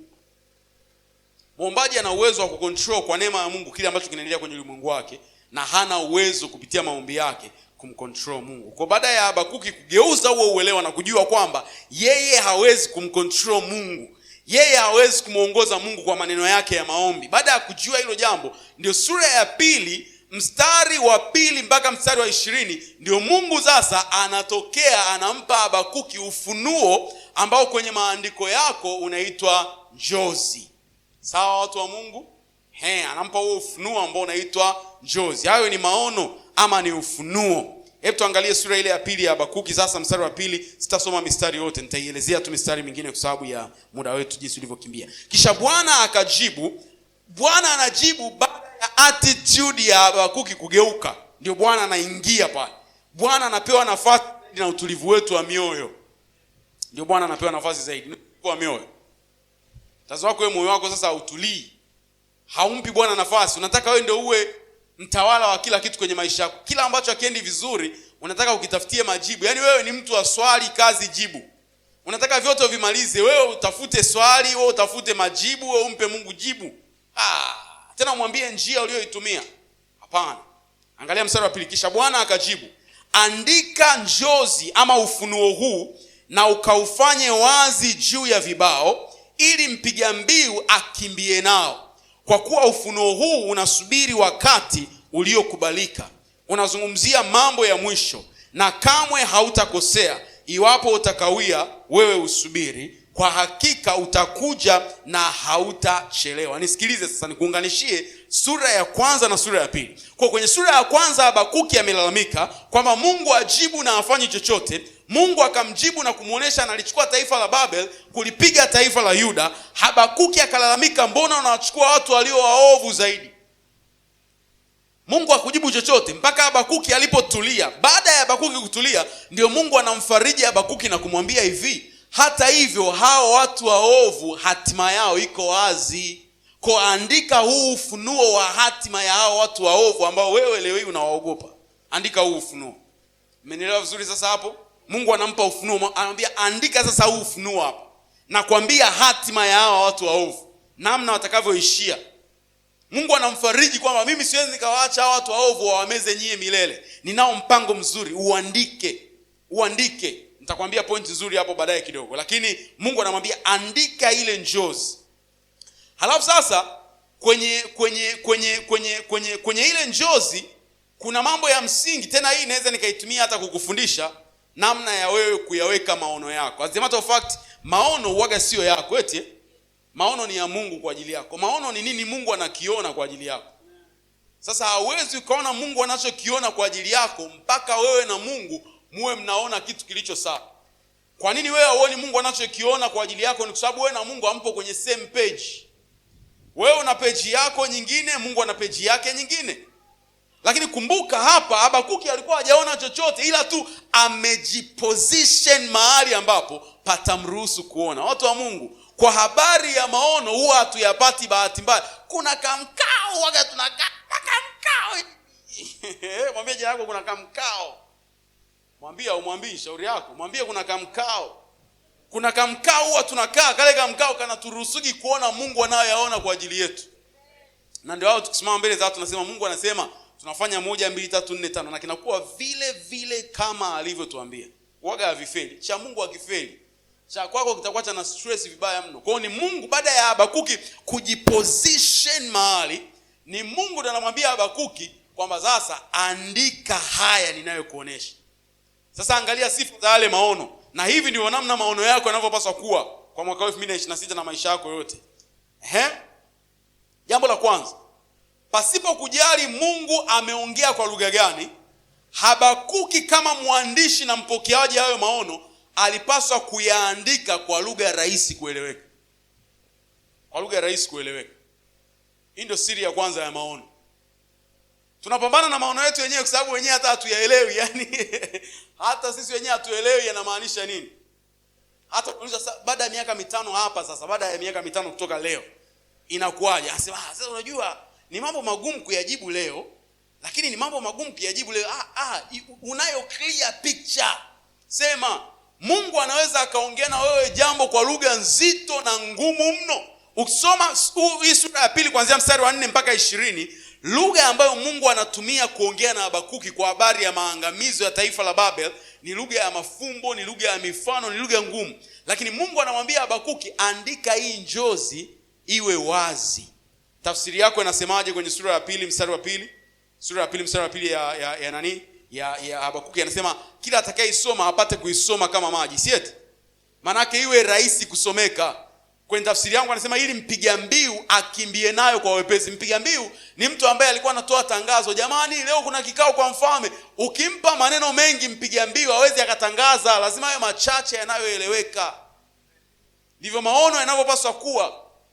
Mungu anaweza kama ameongea na wewe katika namna ngumu, wewe present katika namna rahisi. Tena niongee na watumishi wa Mungu wahubiri, hasa sisi vijana ambao tunaamini tafsiri na maana ya kuongea kile ambacho tunakiita nondo ni kuongea mambo magumu. Tunaumiza watu wa Mungu vichwa. Yaani ndio tunadhani kwamba hapo mimi ndio nondo kweli kweli. Unaongea vitu unajua? Hivi unajua Adamu alipolifikia hauwezi kanielewa. Huo ni ujinga. Mungu anapokufunulia kitu wewe hata kwa ugumu, ili wewe mtumishi mzuri, kipresent katika namna ambayo hata mtoto wa kwanza ataelewa. Sio unatuletea una brag hapo, unatuletea mafunuo. Wewe una mafunuo kuliko Paulo. Kwani kuna mafunuo mapya? Siniandika kwenye kitabu changu nikasema hakuna ufunuo mpya. Kitu ambacho leo kwako unasema ni ufunuo, kilikuwa ni ufunuo kwa Paulo miaka kibao iliyopita. Kwa hakuna kitu kipya tunakiongea. Hakipo kitu kipya. Wote tumejaliwa kuzijua siri za Mungu na tunazicommunicate kama Kristo alivyowafunulia mitume wake. Kwa hakuna mtu anaongea kitu kipya. Ukianza kutafuta kuongea vitu vipya, wewe mtumishi kijana, ukianza kutafuta kuongea vitu vipya, ndio siku ambayo unatoka kwenye reli. Kwa sababu tunataka kuimpress watu na kuongea vitu ambavyo hawajawahi kuvisikia. Na kitu ambacho watu hawajawahi kukisikia ni mafundisho ya mashetani tu. Kweli ya Mungu imeshawahi kusikiwa, imefunuliwa kwenye neno lake, hatuhangaiki kuipata katika jina la Yesu Kristo. Nilikuwa nawapasha kidogo waelewe. Tunatesana sana huko mjini, tunatesana sana. Eti ili aonekane nondo, anaongea mavitu magumu ili andiko uwezo kalielewa. Yaani undani wake, undani gani? Undani gani? Mungu atupe neema bwana. Tusiwe watu wa jinsi hii wa kutumia maandiko kujithibitisha sisi kwamba ni bora kuliko wengine. Sasa kama mtu hawezi kuelewa, kwa nini unamfundisha? Unaongea wewe upo mbele kufanya nini? Kimsingi uko mbele ili kusimplify concepts, si ndivyo? Kurahisisha dhana ili anayezisikia azielewe kwa urahisi. Na ndio maana ukimchukua mwalimu ambaye ameenda mpaka level ya PhD lakini anafundisha watoto wa sekondari, hata ongea nao kwa level ya PhD, ataongea nao kwa level ya uelewa walio. Huyo ndio mwalimu mzuri bwana. Elimu imekusaidiaje? Elimu imekusaidia kama unaweza kuongea lugha ambayo watu wasio na elimu kama yako wanaielewa. Huo ndio msaada wa elimu. Mungu na atukuzwe sana katika jina la Yesu Kristo. Tumalizie sasa hapa. Kwa hiyo lazima yale maono yawe rahisi kueleweka. Maono lazima yalete suluhu na sio confusion. Ukiona kinaanza kuleta confusion, nina sita kukwambia na kukuhakikishia kwamba kimetoka kwa Mungu. Jibu la Mungu lipo kufunua majibu, sio kuongeza maswali zaidi. Kwa maono lazima yalete suluhu. Jambo la pili, maono ambayo Mungu anamwambia Habakuki ayaandike, anasema yana wakati wake, which means yana ratiba yake. Usiyaforce kwa ratiba yako, yana ratiba yake. Ushauri ambao Mungu anamwambia Habakuki anasema hivi, yakichelewa wewe yangoje tu. Ndio ushauri pekee ambao anamwambia. Wala hampi mbinu zozote za kuomba maombi ya kuvuta muujiza kwa haraka. Na ndio maombi ambayo tunaombeshwa sasa hivi huko mtaani. Namna ya kuteka muujiza wako kwa haraka, namna ya kuvuta muujiza wako kwa haraka. Mbinu 10 sio za kuamrisha muujiza wako kwa haraka. Na ndio maana watu wanataka vitu zaidi kuliko ushirika na Mungu. Kama kinachonisukuma mbele za Mungu tu ni kupata kwa haraka anachokitaka, maana yake ushirika ni wa nini sasa? Si nitumie hizi mbinu 10 kwa haraka haraka, nichukue anachokitaka nitembee mpaka mwakani nitakapohitaji tena kile ambacho nakitaka. Watu wanafundishwa mambo ya haraka haraka tu, sababu ndivyo dunia ilivyo, ni haraka haraka tu, haraka haraka tu, haraka haraka tu. Ndio maana hata kwenye habari ya ukuaji, maturity, wanataka haraka haraka. Unamwambia soma haya maandiko, anzia kwenye kitabu cha Mwanzo. Hapana, nataka nifike Ufunuo. Ufunuo ufanya nini? Fanya nini? Unamwelekeza anzia hapa, sema hapana, kuna kitu nimekisikia kwa mtumishi fulani, nisikilize, anzia hapa. Haraka haraka tu, haraka haraka. Wanataka speed up the process of growth. Hapana. Growth, ukuaji uwaga au kimbizwi. Ukikimbizwa kinachozaliwa kinakuwa hakijakamilika. Mungu atusaidie. Sika naongea na mtu hapa lakini. Sika naongea na mtu. Ni bora uende speed ya taratibu na kujengea msingi kuliko speed ambayo itakufariji kwamba uko vizuri na kumbe ndani ni mtupu. Nenda taratibu tu. Nenda tu taratibu. Unashindana nani? Unashindana nani? Unataka umalize hii Biblia yote ndani ya mwezi mmoja. Unashindana nani? Huu mwaka, kwenye hii miaka mipya kuna pressure nyingi sana. Mimi sipo against na zile mambo. Tunaanza kitabu cha Mwanzo mwezi wa kwanza, lakini nakuhakikishia wanaoanzaga wanaishaga mwezi wa 3.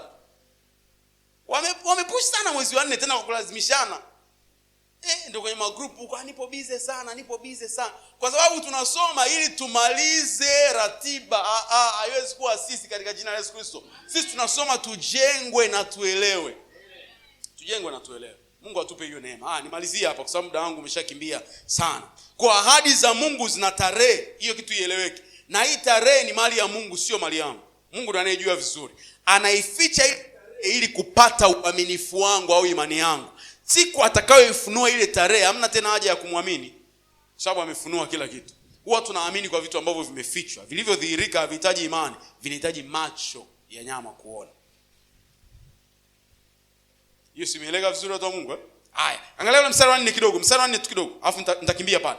Tazama roho yake ujivuna, ingawa sasa hapa anasema tazama roho yake ujivuna. Kwenye tafsiri yangu anasema ingawa roho yake ujivuna. Hapa hayo maneno kuanzia mstari wa 4 anawazungumzia Wakaldayo na nini ambacho Mungu amepanga kukifanya kwa ajili yao. Kwa anamtuliza moyo Habakuki, anasema hawa jamaa ambao wanalalamika kwamba Mungu ni taifa ovu litatumeza na kila kitu, anasema mimi ninao mpango, kwa sababu hawa jamaa ni waovu, kuna namna nitadili nao. Kwa ukisoma kuanzia mstari wa 4 pale na kuendelea mpaka mstari wa 20 pale, ndio utaona Mungu ana deal na kumfunulia Habakuki hiyo njozi. Atafanya nini na watu? Unaweza kaandika haraka, unaweza kana speed ukaandika mambo haraka. Kwa haraka sana, hebu andika. Kwanza, Mungu anaonyesha namna ambavyo atadili nao. Kwanza, kwa sababu ya tamaa yao kwa mali. Mstari wa 6 mpaka wa 8. Mungu anaonyesha kwamba kwa sababu ya tamaa yao kwa mali atadili nao hawa jamaa. Mstari wa 9 mpaka wa 11. Mungu anaonyesha namna ambavyo kwa sababu ya dhuluma zao atadili nao. Mbali na tamaa ya mali, pia kwa sababu ya dhuluma zao atadili nao. Mstari wa 9 mpaka wa 11 unaonyesha hivyo. Halafu mstari wa 12 mpaka wa 14 anaonyesha namna ambavyo kwa sababu ya jeuri na umwagaji damu wao Mungu atadili nao. Utaona hizi sifa ndio zile ambazo zilifunuliwa kwenye sura ya kwanza kule, kwamba watu hawa ni watu jeuri, Mungu wao ni nguvu zao wenyewe na kila kitu. Mungu alikuwa anawaelezea kwa Habakuki. Na sasa hivi kwenye sura ya pili Mungu anamwambia Habakuki nitadili nao kwa sababu ya vile walivyo. Anamwambia hivyo. Kwa jeuri na umwagaji damu, mstari wa 12 mpaka 14, Mungu atadili nao basing on that. Lakini pia mstari wa 15 mpaka wa 17, ufisadi wa kimaadili unafanya Mungu ashughulike nao katika hukumu, ufisadi wa kimaadili. Na mstari wa 18 na 19, habari ya sanamu inamfanya Mungu ashughulike nao, habari ya sanamu au ibada ya sanamu. Mstari wa 20 kwako unasomekaje? Nisikie. Lakini Bwana yumo ndani ya hekalu lake takatifu. Hayo maneno yanamaanisha kwamba Mungu ndiye hakimu wa mwisho na sio wale watu wa Babel. Anayeyafanya yote hayo ndiye hakimu wa mwisho, ndio mwenye maamuzi ya mwisho, sio wale watu wa Babel. Hiyo imeeleweka vizuri watu wa Mungu? Sasa andika ukweli wa mwisho kabla ni kuingize kwenye sura ya 3 ambayo tutasoma mstari mmoja tu tumemaliza. Huu ukweli wa mwisho ni kwamba Mungu huwa ana mpango mzuri hata kwa vile vinavyoonekana kuwa vizuizi vya mafanikio yako. Mungu huwa ana mpango mzuri hata kwa vile ambavyo vinaonekana kuwa vizuizi vya mafanikio yako. Kwa hiyo Habakuki analalamika, lalamiko la kwanza, Mungu umekaa kimya. Mungu anamjibu kwa kumwelezea njia atakayotumia. Habakuki ana develop lalamiko la pili kwamba njia anayotumia ni njia ya uovu zaidi. Analalamika pia, Mungu anaonyesha namna atakavyo deal na hicho kikwazo ambacho Habakuki anakilalamikia. Na hii ndio point kwamba Mungu huwa ana mpango mzuri hata kwa vile vinavyoonekana kuwa vikwazo kwako kwa muda huu. Kwa usilalamike. Usianze kulalamika, Mungu hiki kimekuaje, mbona sijapata, mbona haijawa hivi, mbona haijawa vile. Yeye anajua namna nzuri na namna bora ya kudeal na hicho kikwazo. Sura ya 3 ndio sura yetu ya mwisho na nitasoma pale mstari mmoja tu. Sura ya 3. Wangapi wanaamini kwamba tumeshaisoma Habakuki yote sura 3? Ndio imeisha hapo sasa. Hapo ndio imeisha. Sura ya 3, nisikilize vizuri hapa. Sura ya 3 ndio point hasa ambayo Mungu ana nia ya kumfikisha muombaji yeyote, sio tu Habakuki peke yake. Muombaji yeyote Mungu ana nia ya kumfikisha kwenye hii sura ya 3. Point ambayo ina mambo makubwa mawili haraka haraka. Mungu anataka amfikishe muombaji wapi? Kwanza, mahali ambapo maombi ya muombaji hayatakuwa lawama, lakini yatakuwa sifa kwa Mungu. Ndio point ambayo Mungu anataka amfikishe muombaji yeyote. Mahali ambapo maombi yake hayatakuwa lawama mbele za Mungu, badala yake yawe sifa mbele za Mungu. Wewe mwenyewe hivi haujiulizagi, lini nimesogea mbele za Mungu kushukuru? Wewe kila ukiingia mbele za Mungu, Mungu hiki haijakaa vizuri, kile hakijakaa vizuri, Mungu huyu kanifanyia hivi, huyu kanifanyia vile. Mungu anataka akufikishe pointi ambayo utakuwa una mengi ya kumsifu nayo kuliko ya kushtaki. Wewe kila ukienda mbele za Mungu unaushtaki uchumi, unayashtaki mahusiano, unamshtaki mchungaji na mama mchungaji, unamshtaki yule dada kaka pale kanisani na kuudhi, Wewe unamshtaki kila mtu. Sasa Mungu akiwatoa wote hao utaishije hapa duniani? Sababu hii dunia peke yako maisha yaendi, yanahitaji watu, na watu hawajakamilika, na kuto kukamilika kwa watu ndio ladha ya maisha. Wewe tu haujaamua kuangalia maisha kwenye hiyo engo. Hebu fikiria hapa kanisani wote tungekuwa tuna tabia kama, niangalieni. Tungekuwa tuna tabia kama ingekuwaje? Nyoshia kidole Frederick. Tungekuwa tuna tabia kama Frederick. Ni rahisi kutengeneza urafiki. Frederick ni rahisi kujenga urafiki na daraja kwa haraka sana. Ndani ya dakika chache tu mtafahamiana, mtapiga story, utakuwa comfortable around him. Namjua vizuri Frederick. Yaani asubiri mzoeane sana. Yeye kazi yake ni kufanya uwe comfortable na yeye.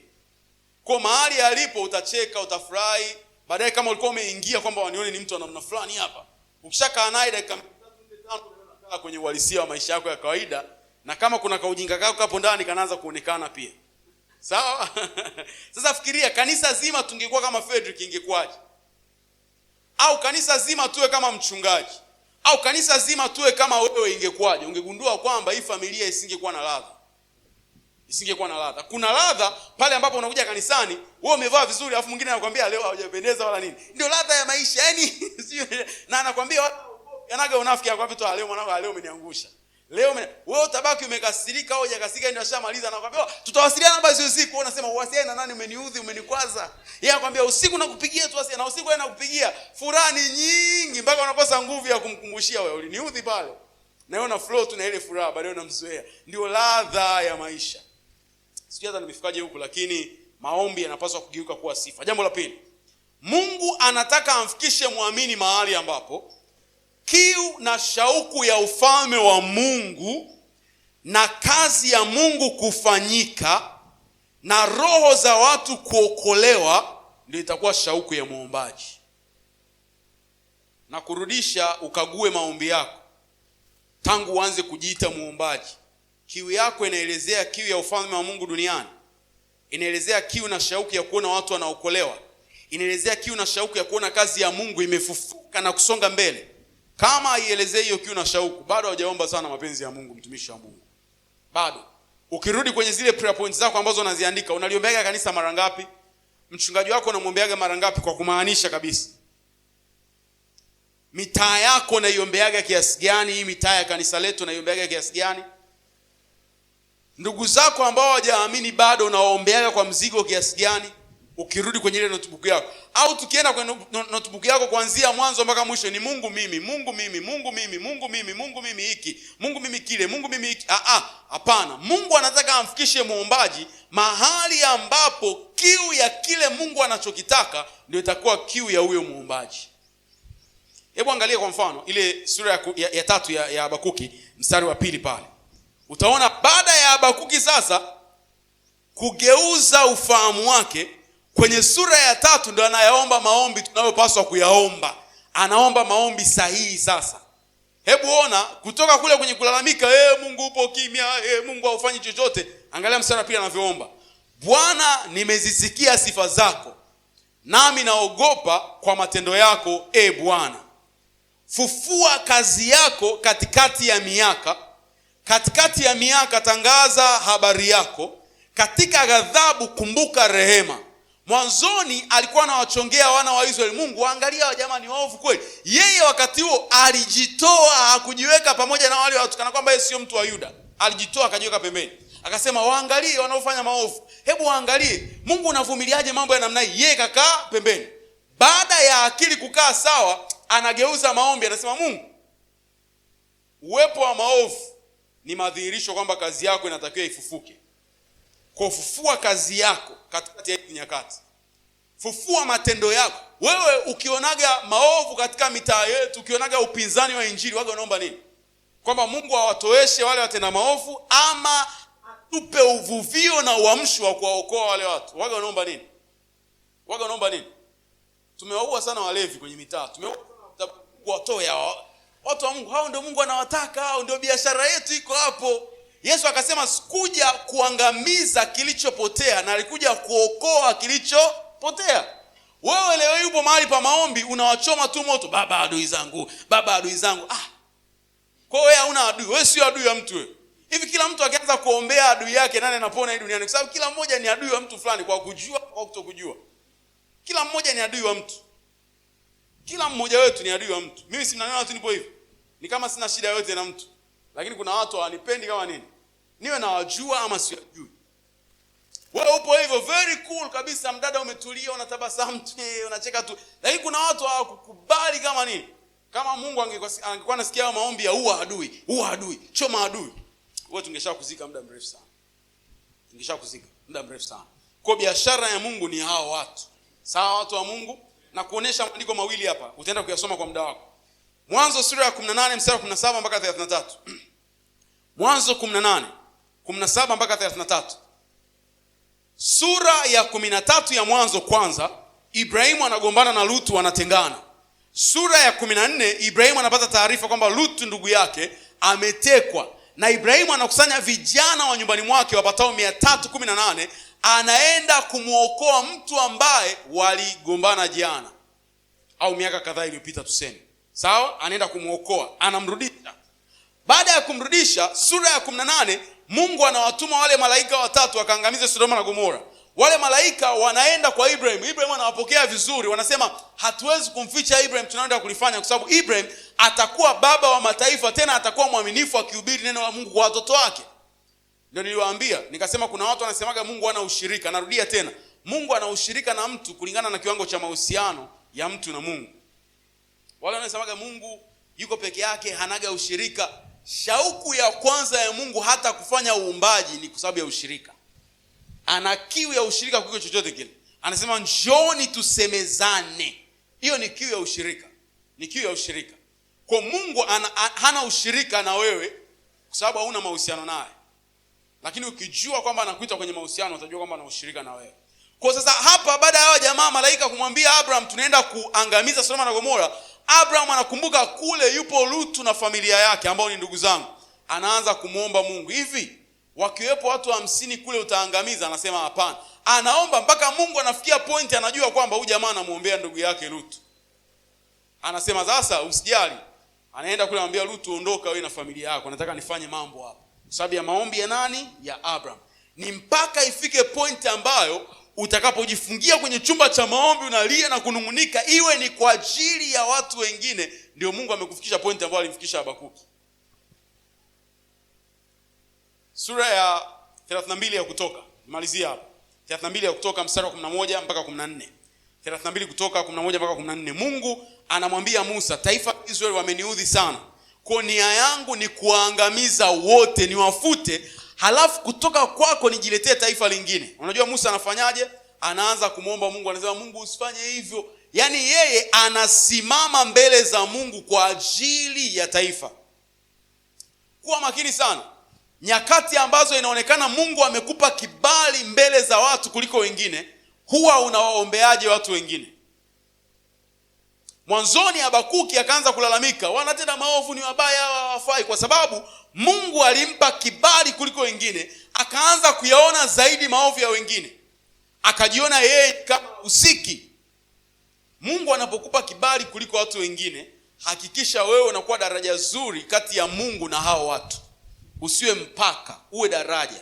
Kwa Abraham alipoona, Musa alipoona amepewa neema na kibali mbele za Mungu kuliko taifa la Israeli, hakusema Mungu tena unachelewa kuwafuta, futa wote hapo, tuanze na mimi. Alisema Mungu hapana, watu wa mataifa watajuaje kwamba wewe ulitutoa kule kwa ahadi yako kama tutafia wote hapa? Waonee huruma hawa watu. Ndio kitu anachokiomba Habakuki sasa kwenye ule mstari wa 2. Anasema Bwana afufua kazi yako. Hebu turudi pale kwenye mstari wa 2 mara moja, unisamee muda wangu, najua umekimbia na muda wako umeenda sana. Bwana, nimezisikia sifa zako nami naogopa kwa matendo yako. Bwana, fufua kazi yako katikati ya miaka tangaza habari zako. Katika ghadhabu kumbuka rehema. Umeona maneno? Katika ghadhabu kumbuka rehema. Maana ya rehema ni Mungu kuto kukulipa maovu au mabaya uliostahili. So anageuka sasa Habakuki kutoka kwenye kuwa mtu wa kuomba wale watu ambao wanaenda kinyume na mapenzi ya Mungu, Mungu adili nao. Sasa anasema Mungu kumbuka rehema, manake usiwalipe sawa na madhaifu yao.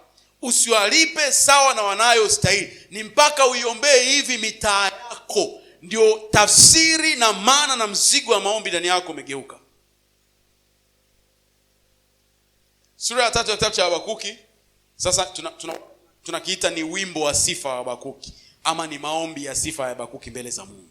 Kwa ukianza kusoma pale kwa muda wako utaenda kusoma, ukianza kusoma anaanza kuanzia ile sura mstari wa 3, sura ya 3 mstari wa 3, anaanza kumtukuza Mungu kwa mambo mengi ambayo amewahi kuyafanya katika historia ya taifa la Israeli. Anayataja yale mambo moja baada ya nyingine, anayataja. Alafu sura ya 3 mstari wa 17 pale ndio mistari yetu ya mwisho. Sura ya 3 mstari wa 17, baada ya kumtukuza Mungu kwa yote ambayo ameyataja kwa taifa la Israeli au ameyafanya kwa taifa la Israeli. Sura ya 3 mstari wa 17, Fredrick nisomee hiyo ya mwisho haraka tuone inavyomalizika. 3:17 ya Habakuki. 3:17 Habakuki. Neno la Mungu linasema, maana mtini hautachanua maua, wala mizabibuni. Simama pale ili isivute sana mic hapo. Haraka tumalize. Wala mizabibuni hamtakuwa na matunda. Taabu za mizeituni itakuwa bure, na mashamba hayatatoa chakula. Zizini hamtakuwa na kundi, wala vibandani hamtakuwa na kundi la ng'ombe. Sawa. Walakini hamtafurahi, nitamfurahia Bwana. Nitamshangilia Mungu wa wokovu wangu. Yehova aliye Bwana ni nguvu zangu. Yeye hunifanya miguu yangu kuwa kama ya kulungu. Naye ataniendesha katika mahali pangu palipoinuka. Tuishie tu kwanza hapo. Nataka haya maandiko nikusomee kwenye tafsiri ya neno uweze kuona jinsi yanavyo sound, na ndio msingi wa kuwa na tafsiri mbili tofauti ili tusaidie.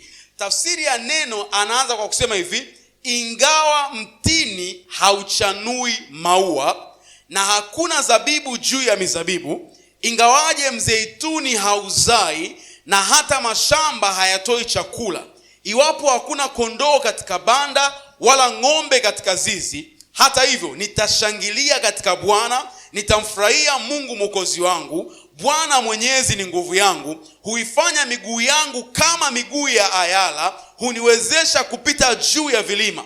Uniwezesha kupita. Kwa anachozungumza ni kwamba hata ikitokea miti isizae matunda, hata ikitokea kwenye zizi hakuna mifugo inayozaliwa tena, anachokisema hapa Habakuki ni kwamba hata kama hakuna matokeo, imani yangu kwa Mungu haitabadilika. Ndicho anachokizungumza. Simuona kuna change ya attitude. Yule ambaye kwenye sura ya kwanza alikuwa anataka aone Mungu akifanya, na sio tu Mungu akifanya kama yeye anavyotaka. Kwenye sura ya 3 anasema hata ikitokea mtini hautazaa tini, hata ikitokea mizabibu haizai matunda, hata ikitokea ng'ombe hawazaliani kule kwenye banda langu, hata ikitokea kazi yangu hainilipi kama mara ya kwanza, hata ikitokea ndugu zangu hawanielewi tena, anasema mimi nitamtukuza tu Bwana. Kwa sababu haihusiani yanayoendelea yanatokea ama hayatokei, hayahusiani na uaminifu wa Bwana. Mungu haachi kuwa mwaminifu siku ambapo biashara yangu imekufa. Watu wa Mungu mnanielewa vizuri. Biashara ni kitu kidogo sana kuupima uaminifu wa Mungu. Tena biashara nimetaja kitu kidogo kweli. Tu niseme maisha yako ni kitu kidogo sana kupima uaminifu wa Mungu. Maisha yako. Kwamba sijui Mungu mbona umeniacha sasa mpaka nimekaa miaka 2 sina hiki sina kile. Yaani uaminifu wa Mungu hata hautoshi kupimwa na hiyo hali. Yeye ni mwaminifu. Awe amekupa ama hajakupa, yeye ni mwaminifu. Awe amezalisha matokeo ama hajazalisha matokeo, yeye ni mwaminifu. Awe ametenda ama bado hajatenda, yeye hubaki kuwa mwaminifu. Kwa sura ya 3 ya Habakuki inatupeleka mwishoni pale na kutuambia namna ambavyo attitude ya Habakuki katika maombi iligeuka kabisa. Na ndipo mahali ambapo Mungu anakusudia akufikishe wewe muombaji katika mwezi wa kwanza wa maombi. Mahali ambapo hautakuwa disappointed eti kwa sababu Mungu hajajibu. Hizo level mtu aliyekomaa kiroho ashavukaga hizo. Kwa sababu yeye akwenda mbele za Mungu ili ampe tu matokeo. Alienda kuboresha ushirika, alienda kuongea na baba yake. Tu kwamba ni baba yangu na kwamba nina mahali pa kwenda kulia na kuongea, inatosha kuliko hela zote duniani. Inatosha tu kwamba nina mahali ambapo wanadamu hata wasiponielewa naenda kulia mbele zake, baba sieleweki mimi. Yaani tu inatosha hiyo. Inatosha. Lakini hii pia ni balance vizuri. Haimaanishi tusitarajie mambo makubwa kutoka kwa Mungu. Yeye kwa majira na wakati wake kwa wakati na majira yake huwa anatupa yote tunayoyastahili. Ndio yeye mwenyewe anasema kupitia Kristo kwamba baba wa dunia hii huwa wanajua vitu vya kuwapa na lini mnapaswa mvipate. Anasema, je, si zaidi na mimi? Siwezi kuwapa nyoka mnaponiomba samaki, siwezi kuwapa jiwe mnaponiomba nini? Mkate. Kwa maneno mafupi kabisa tungesema Habakuki anapata nguvu ya ile imani katika mstari wa 17 kwa sababu amekumbuka yale yote ambayo Mungu aliyafanya katika taifa la Israeli katika historia nzima. Kuanzia ule mstari wa 3 anaendelea yote yale, baada ya kuyaorodhesha, kwa sababu ndio anaanza kumtukuza Mungu na kutukuza Mungu kwa sababu ulitokea mahali fulani ukafanya na hapa na pale, hapa na pale. Alafu baadaye ndio anasema kwamba hata ikitokea kwenye shamba langu hapazai, bado Mungu ni mwaminifu, kwa sababu ameangalia mambo ambayo Mungu amewahi kuyafanya kwenye maisha yake. Anajua kama Mungu ni mwaminifu, hata ikitokea hili hajalifanya, lakini kwa yale aliyokwisha kuyafanya Mungu ni mwaminifu. Wangapi tumeelewa siku ya leo katika jina la Yesu? Simama mahali ulipo tukamshukuru Mungu. Basi kama umeelewa, simama mahali ulipo. Kama umeelewa, anza kumshukuru Mungu kwa maneno yako. Mwambie, Bwana asante kwa kunifundisha. Asante kwa sababu unakichonga na kugeuza kiwango changu cha maombi. Asante kwa sababu hali yangu ya maombi haibaki vile vile. Nisikie kanisa likimshukuru Mungu kwa wale mafunuo ambayo Bwana ameyaachia kwa ajili yake katika jina la Yesu Kristo. Bwana anasema asante kwa neema. Bwana anasema asante kwa rehema. Bwana anasema asante kwa kusema na mimi mchana wa leo. Bwana anasema asante kwa kusema na mimi siku nzuri ya leo. Asante kwa sababu hali yangu ya maombi inageuka, inabadilika kwa kadiri ambavyo umezungumza na mimi kupitia maombi haya ya Habakuki na uchambuzi wa kitabu hiki cha Habakuki.